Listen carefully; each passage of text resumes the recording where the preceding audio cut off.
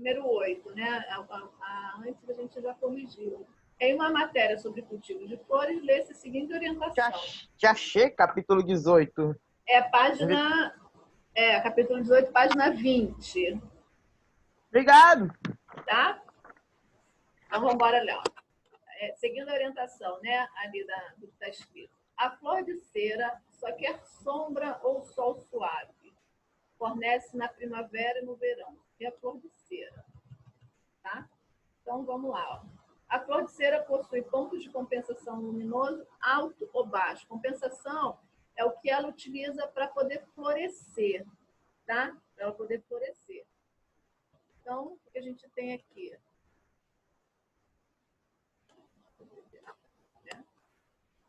Baixo ponto de compensação luminoso, né, pois necessita de baixa intensidade de luz. Né? Lá ela não está falando que ela floresce ali aqui, ó. É uma planta que só quer sombra, então ela não precisa de sol incidente, não precisa daquele sol, né, igual os cactos, né, que a Gabi estava falando aí, aquele sol direto. Né? Então, para ela florescer, para ela manter o metabolismo dela, para ela ficar bela aqui, igual está aqui, ela quer sombra ou sol suave. Por isso, né, o ponto de compensação luminoso dela é baixo. Ela não precisa de tanto sol para poder florescer. Tá? Aqui, ó, porque necessita de baixa intensidade da luz para igualar as taxas de produção da fotossíntese com o consumo de respiração. Igualando essa taxa daqui, ó, de fotossíntese de respiração, ela vai florescer. Tá? Por isso que ela floresce com baixo ponto de compensação luminoso. Tá? Porque quando ela tem baixo, essa espécie aqui, tá, gente? Quando essa espécie aqui, que já deram a colinha ali no início, que está falando que é a flor de pouca luminosidade e que não gosta de sol intenso, gosta de sol suave. Então, por isso que, pela aquela frasezinha aqui, a gente já sabe disso daqui. Tá? Então, eu sei também que, por causa disso, por ela ter um baixo ponto de compensação luminoso, ela é uma planta de sombra, né? Não gosta do sol intenso na fuça dela, uma planta de sombra, tá? Existem plantas que se adaptam muito bem ao sol, né? Tem plantas que se adaptam à claridade, à luminosidade, né? Não gostam do sol direto, né? Esse sol vai acabar interferindo no metabolismo da planta. Não gosta de sol direto. Até os cactos aí, igual a Gabi estava falando, né? Tem cacto que não gosta do sol direto, ele queima as folhas dele, né? Ele gosta de claridade, gosta de muita luminosidade, porém não direto nele, tá? Trata-se de uma planta de dia curto ou de dia longo. O que significa, né? Planta de dias longos. Por quê? Porque floresce na primavera e no verão, né? Isso significa que essa flor de cera aqui só floresce quando o período de exposição da luz do sol é maior do que aquele fotoperíodo crítico, que é aquele período que a planta fica à noite, né? Que o metabolismo dela diminui, aquele que a gente chama de fotoperíodo crítico, né? E o metabolismo dela está mais... desacelera o metabolismo. Então, essa planta daqui é uma planta que o dia dela é muito longo, não é o dia dela é muito longo, tá, gente? Porque o dia dura 12 horas e 12 horas à noite, né? Mas o que ela precisa, o metabolismo que ela utiliza é muito maior no período do dia do que no período da noite, tá? Então, por isso que a gente chama de plantas de dia longo. Não é que o dia para essa planta demore 15, 16 horas. É que o metabolismo que ela utiliza é maior aqui, tá? Então, por isso que ela floresce também na primavera. Vou tirar aqui para a gente ver o outro. Observe a imagem a seguir, né? Eu esqueci o nome dessa planta aqui, deixa eu ver se tem. Mostra duas plantas da mesma espécie. Uma com flor, né, na imagem 1, outra sem flor. Essa planta, a gente, é comum, ela é bem baratinha também, mas eu esqueci o nome dela. Não é violeta, não. Violeta, as florezinhas são maiores, mas esqueci o nome dela, tá? A planta 1 recebeu 8 horas de exposição diária de luz, essa daqui, tá? Enquanto a planta 2 recebeu 10 horas. Isso aqui 8 horas, essa aqui 10 horas. Disposição diária de luz. Tá? O período de escuridão foi contínuo em ambos os casos. Teve o mesmo período de escuridão aqui e contínuo. Depois que ela recebeu aquela porcentagem de horas de sol ali, de 10 horas, de 8 horas a 1, o período de escuridão foi direto até o outro dia. Como essas espécies são classificadas, como essas espécies de planta devem ser classificadas?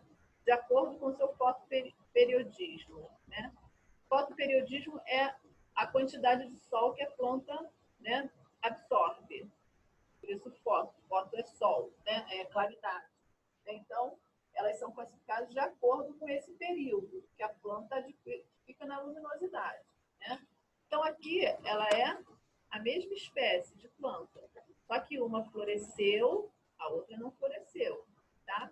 Então, essa espécie de planta aqui é uma espécie de planta de dia curto. Por que dia curto? Porque ela vai florescer, desculpa, quando recebe a luz por um período abaixo do seu fotoperíodo fotoperíodo crítico. O que é fotoperíodo crítico? Aquele fotoperíodo acho que tem aqui, deixa eu mostrar para vocês. Quando a gente voltar aqui, deixa eu ver aqui no meu livro, eu acho melhor. Eu lembro que tinha uma figura de uma flor. Acho que não é aqui não, acho que no meu...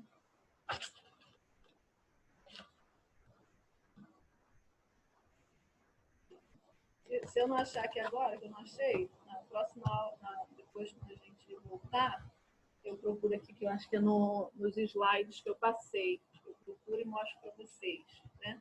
Esse fotoperíodo crítico é aquela quantidade de escuridão que a planta recebe. Tá?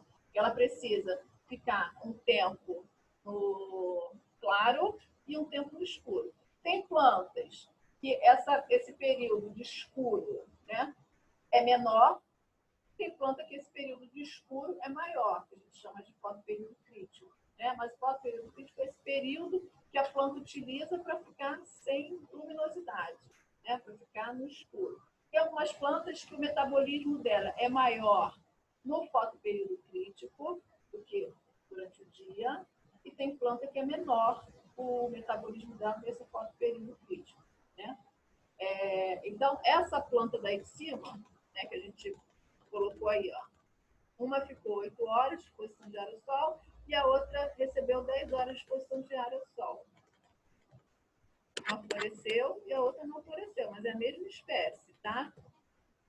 Aqui ficou mais horas, né? Ficou mais horas de exposição diária, ela não floresceu, tá? Essa que ficou menos horas, floresceu, tá? Então vamos entender aqui.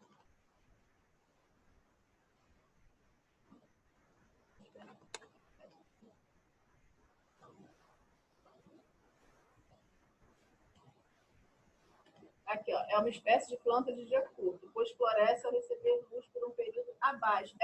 O período dela sem luz, fotoperíodo crítico, foi maior do que o que ela recebeu luz. Tá? Então, o período que ela recebeu luz aqui, ela foi menor, né, do que o período que ela não teve luz. Por isso que é planta de dia curto. Tá?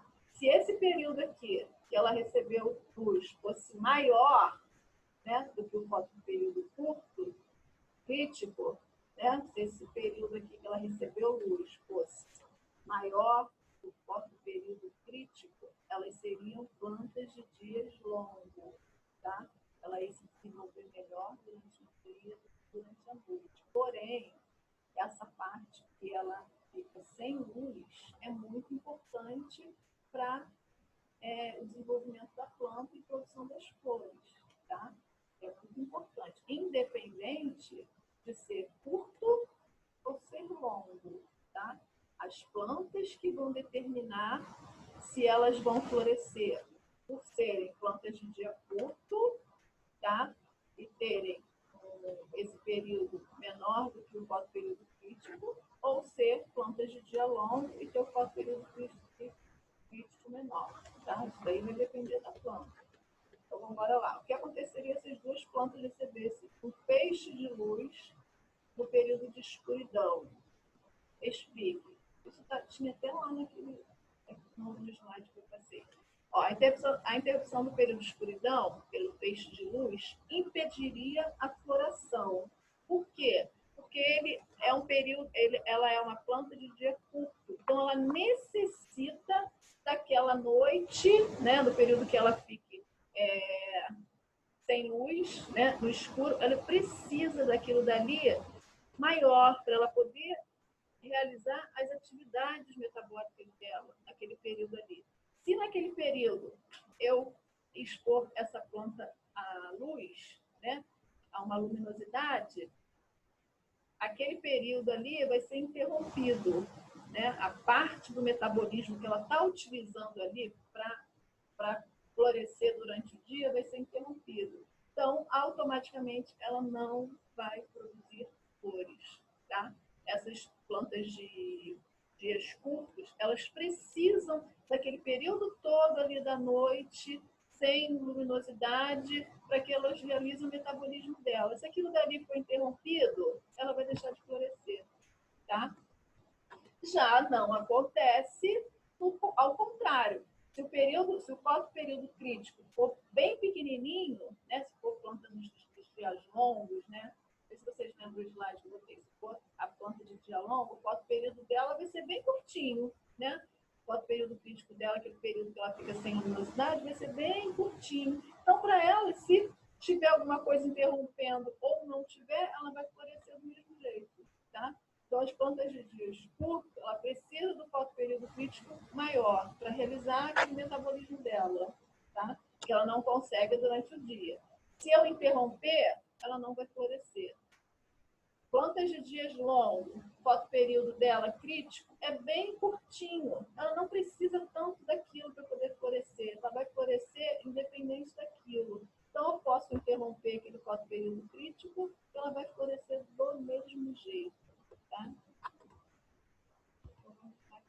Muitos morcegos são frugívoros e se escondem durante os dias em cavernas, que acabam repletas de sementes. Por essa razão, é difícil encontrar uma semente germinando na mais completa escuridão dentro desses ambientes.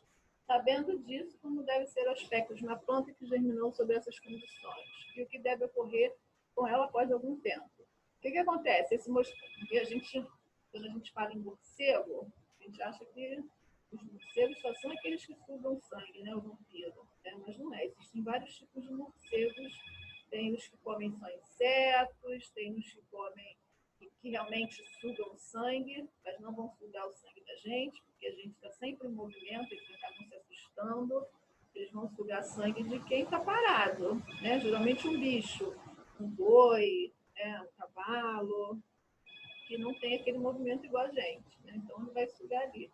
Esses aí são os frugívoros, que comem frutas, né? Os frugívoros comem frutas. E eles têm, a gente já falou isso, que ele é muito importante na polinização também, né? Porque ele acaba esbarrando nas flores, mas muito mais importante na dispersão das sementes. Dispersão é o quê? É fazer com que aquela planta ali povoe outros locais. Saia dali de onde está, tipo, que eu usei de exemplo, uma planta aqui de Campo Grande, né? A mesma espécie vai parar em Bangu, né? Por quê? Porque o morcego vai sair daqui, vai lá para Bangu, vai comer a fruta aqui, né? Aqui. Ele não tem o poder de digerir alguns tipos de sementes, ele não faz essa digestão. Né? Então, quando ele vai para outro lugar e faz o cocôzinho dele lá, a semente já cai no chão já adubada, né? Então, por isso que ele é muito importante na dispersão. Aí está falando que ele é importante porque ele vai comer as frutas e volta durante o dia, né? Volta para as cavernas, para ficar lá, reduzir o metabolismo dele, né? aí está perguntando, essas plantas elas germinaram, lá está tudo escuro na caverna, tá? Mas as plantas mesmo assim germinou, tá? Então o que deve ocorrer com elas após algum tempo? Ela conseguiu germinar, tá? Sobre ausência de luz ou por baixa luminosidade, tá? Então, o que vai acontecer? Elas vão ser uma planta que não vão crescer muito. Vai ser uma planta com um caule mais fino, né? Ela ali não vai ter presença de luz, então ela não vai ser verde, né? Porque a presença de luz faz a fotossíntese, e a fotossíntese tem lá a clorofila, que é responsável pelo pigmento verde da planta. Não que essa planta não tenha clorofila, ela tem, só que a clorofila é estimulada pela luz do sol. Só que ali não tem sol, ela não vai ficar verde, vai ficar esbranquiçada, tá? E as raízes vão ser pouco desenvolvidas, né? Porque ali dentro da caverna não tem tanto nutriente para eles, né? Então as raízes são pouco desenvolvidas. Depois que essas plantas, né, consumirem a energia ali, a água, os sais minerais do solo, para ela se desenvolver, depois que acontece isso, né, que não tem mais energia para ela consumir ali, ela vai acabar morrendo, tá? Ela não tem energia suficiente para ela permanecer viva ali, né? Por quê? A energia ela vai consumir tanto das sementes ali durante a germinação, porque no início da germinação, lembra que eu falei que tem as monocotiledôneas e as dicotiledôneas, né? Monocotiledôneas, se eu abrir a semente, eu tenho um cotilédone, uma manchinha, como se fosse uma, assim, olhando a olho nu, uma manchinha na semente, e aquela manchinha dali vai sustentar a planta no início do seu desenvolvimento. Ela que vai nutrir a planta, né? Só que ele precisa também da nutrição ali do solo, dos sais minerais, né? E ali, infelizmente, é pobre nisso, né? Então, essas plantas elas vão se desenvolver no início, tá? Um caule mais comprido, né? Mais fino. A cor dela vai ser esbranquiçada porque não tem luz ou tem uma baixa incidência de luz, tá? Elas são estioladas ali, é que não são plantas de grande porte, são plantas de pequeno porte. Mesmo elas sendo árvores de grande porte, na caverna ela vai se atrofiar, ela vai crescer de uma maneira pequena, tá? Aí até morrer. Quando ela não tiver mais nutriente para ela se manter viva, ela vai morrer, porque a planta não gosta de escuro, não tem como ela viver no escuro, porque ela não vai conseguir fazer fotossíntese. Fotossíntese é a energia da planta, né? Não vai conseguir. Então, ela pode até ficar no escuro, mas se a planta estivesse no escuro, mas com um pouco de luminosidade, ela poderia até se manter viva durante mais tempo. Mas ali, falando que não tem luminosidade, caverna fechada. Então, ela vai germinar durante um tempo, porque no início ela vai tirar a energia da semente, mas depois que aquela energia dali terminar, ela vai morrer, tá? Isso porque o morcego levou para a caverna, né? Ele estava cansado, porque quando ele leva para outros locais, fazer dispersão em outros locais, a planta sobrevive, tá? Vamos lá. O gráfico a seguir apresenta efeitos de luminosidade sobre as taxas de respiração. Tá? Aqui a intensidade, né? Essa base aqui, a intensidade luminosa, e aqui a intensidade do fenômeno aqui da respiração, da fotossíntese. Tá? Vamos embora aqui. Ó. O gráfico a seguir apresenta efeito da luminosidade sobre as taxas de respiração e fotossíntese das plantas 1 e 2. Tá? Planta 1, planta 2. Planta 1, planta 2. Está mencionando aqui no gráfico. Cada uma delas tem diferentes necessidades quanto quanto à exposição à luz solar, sendo uma delas um brófila, plantas de sombra, e a outra heliófila, plantas de sol. Hélio, sol. Umbro, né? Sombra, tá? Então, beleza aqui. Tem um gráfico aqui mostrando que a taxa de fotossíntese aqui é maior, aqui intermediária, né? Da planta 1 e planta 2. Né? Interpretar isso. Qual é o ponto A, B ou C de compensação fótico? Compensação fótico é compensação da luz solar, da planta 2. Justifique sua resposta. O ponto de compensação fótica da planta 2 está indicado pela letra A. Cadê a letra A? Aqui, ó. Letra A aqui, ó. O ponto de compensação fótica da planta 2 é nesse pontinho aqui. Primeiro, tá? Vamos ver aqui. Neste ponto, as taxas de fotossíntese e respiração são iguais. Tanto para a planta 1 quanto a planta 2, eles começam, né, a ter o seu processo de fotossíntese e respiração nesse ponto aqui, tá? Nesse ponto aqui onde está escrito o A, tá? Só que no A aqui, eles estão perguntando só da planta 2, tá? Seria o mesmo para a planta 1 e da planta 2, tá? Mas aqui, ele está perguntando só a planta 2. Então, o ponto de compensação fótico, naquela parte que ele começa a receber luz para poder começar a fazer a fotossíntese ou a respiração, começar, né, é nessa partezinha aqui, tá? Nessa partezinha aqui, ó. Então, vamos embora. A partir de qual plano... Eu estou embolando tudo hoje aqui. Estou lendo rápido, estou embolando tudo. Desculpa, gente. A partir de qual ponto as plantas 1 e 2, respectivamente, um depois o outro. Então, primeiro a 1, depois a 2, tá? Conseguem acumular matéria orgânica. Matéria orgânica aqui é o açúcar, né, que eles precisam para fazer a fotossíntese, produto da fotossíntese também. Então, aqui está perguntando qual dos pontos a planta 1 e 2, respectivamente, consegue acumular a matéria orgânica e poderá ser disponibilizado para os níveis tróficos dos consumidores. O que acontece aqui? Quero saber qual momento ali no gráfico a planta 1 e 2 consegue acumular matéria orgânica, matéria nutritiva, que é o amido, que é o açúcar da planta, tá? Que poderá ser disponibilizado para os níveis tróficos dos consumidores. Níveis tróficos é aqueles lá da cadeia alimentar, né? A planta, no caso, é uma produtora, tá?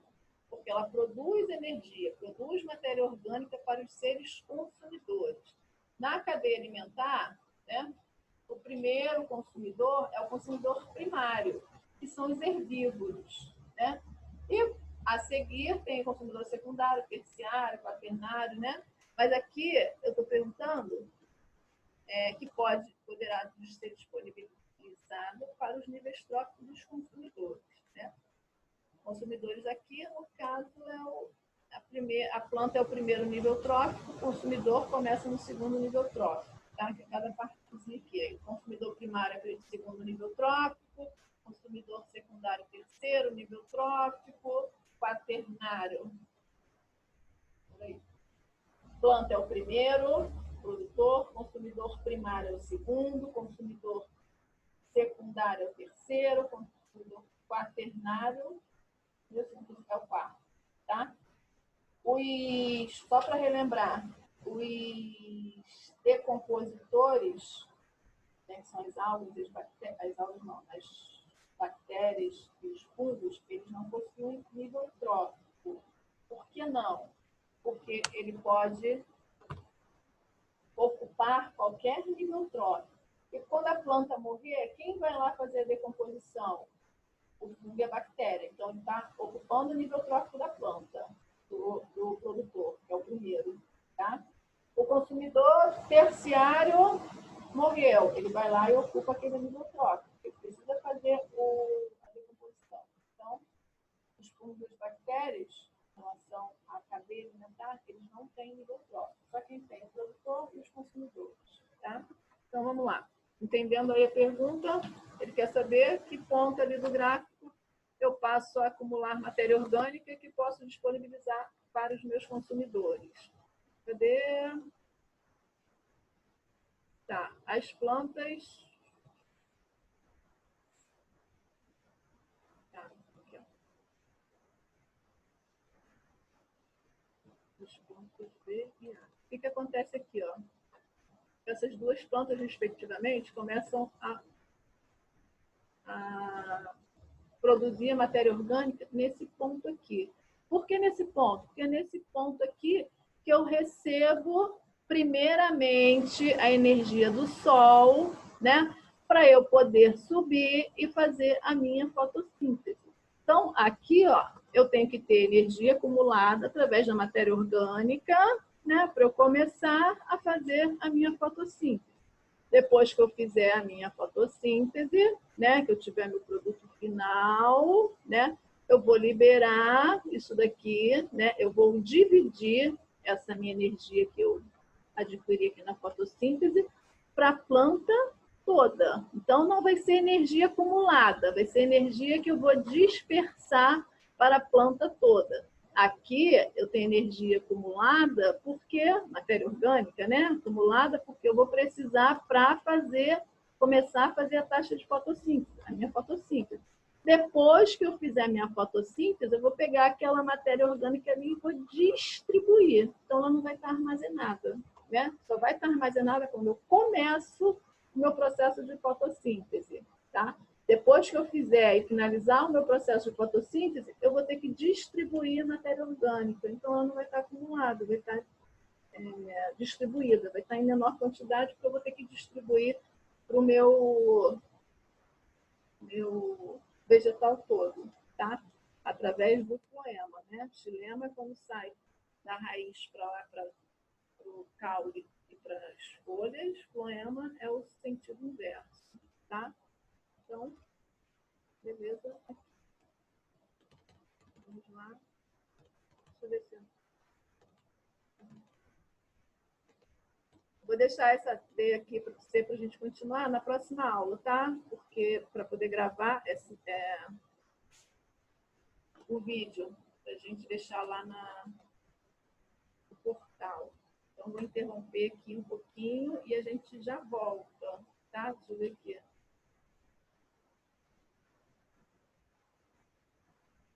Tá. Não esqueçam, gente, aí também, de quem não assinou, de assinar a lista de presença, tá? Juliana, já anotei aqui também, tá? Se Juliana não estiver por aí. Não esqueçam de assinar a lista de presença. E mesmo com... Até esqueci. Mesmo com o simulado que vocês vão fazer, tem o exercício semanal lá, tá? Então, vocês façam o exercício semanal, porque o exercício semanal está valendo para as próximas semanas do terceiro bimestre, tá? O simulado está valendo ainda para o segundo bimestre, mas os exercícios semanais ainda está valendo para o próximo bimestre, porque a gente já está em julho, né? Metade de julho. Então, não esqueçam, tá? Vou encerrar aqui e a gente já volta.